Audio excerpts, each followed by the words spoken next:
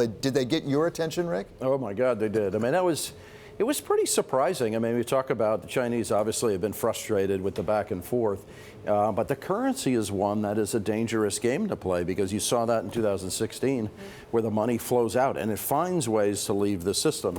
The Chinese are pretty good about capital controls and the way they manage it, but that was an aggressive statement. You combine that with the agriculture news, that definitely got my attention. I mean, we did a bit of reposition this morning. I mean, that's a significant piece of news. What do you mean repositioning? What'd you do? So, I mean, rates market has had quite a run, but you can keep going. I mean, you could still have more, so, add a bit of rates and you run. We're running a conservative portfolio today.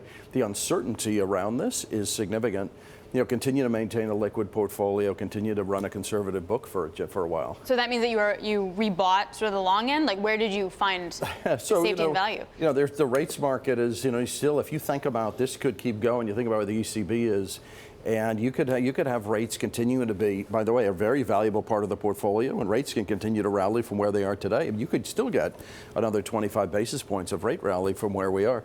These levels are extraordinary, but you think about where we live in the world today, every country is cutting interest rates, and if you get some shock to the system, the flight to quality into treasuries is pretty powerful. But let's just pin that down. You mean 1.5?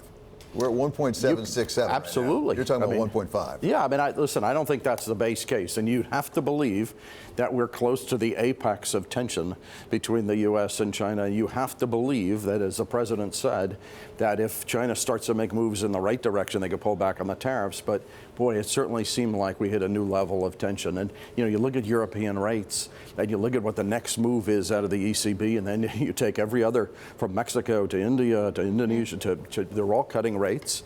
That you can have, we could be in a significantly lower rate environment for a while.